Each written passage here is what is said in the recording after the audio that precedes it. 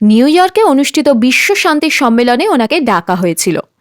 তো পণ্ডিত গিরিধর মিশ্রা, যাকে আমরা আজ স্বামী ভদ্রাচার্যজি নামে চিনি, ওনার জন্ম উত্তরপ্রদেশের জৌনপুর ডিস্ট্রিক্টে হয়েছিল। জন্মের মাত্র 2 মাস পরেই ওনার ট্রাকোমা নামে একটি আই ইনফেকশন হয়ে যায়। সেই সময় গ্রামে অ্যাডভান্স টেকনোলজি না থাকার কারণে পাশের গ্রামেই একজন মহিলার কাছে নিয়ে যাওয়া হয় ওনাকে। গ্রামবাসীদের মতে সেই মহিলাই এসব সমস্যার সমাধান করতে পারতেন, কিন্তু হয়েছিল ঠিক এর বিপরীত। ওই মহিলাটি ওনার চোখে একটি পেস্ট লাগিয়ে দেওয়ার পর ওনার চোখ দিয়ে ব্লিডিং শুরু হয়ে যায়। এরপর ওনার দৃষ্টিশক্তি সারা জীবনের মতো চলে যায়। কিন্তু কার জানা ছিল যে এই বাচ্চাটি ভবিষ্যতে এমন ইতিহাস গড়ে তুলবে যাদের দৃষ্টিশক্তি আছে তারাও অবাক হয়ে যাবে। এই ঘটনার পর ওই বাচ্চার মধ্যে এমন কাবিলিয়ত তৈরি হয়েছিল যে বাচ্চাটি একবার শুনেই সবকিছু মনে রাখতে পারত।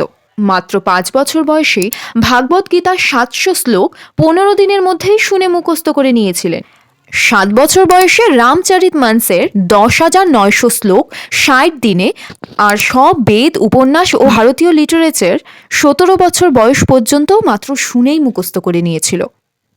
আশ্চর্যের কথা হলো ব্রেইলি, যেটা অন্ধ মানুষদের পড়ার জন্য ব্যবহার করা হতো, সেটা তিনি কখনো ব্যবহারই করেননি। 17 বছর বয়সেও তিনি থামেননি। উনি ওনার পড়াশোনাও কমপ্লিট করেন পিএইচডি পর্যন্ত। আর আজ স্বামী রামভদ্রাচার্যজি 22টি ভাষায় কথা বলতে পারেন, 240টি বই আর 50টি ডকুমেন্টারি পেপারসও লিখেছেন।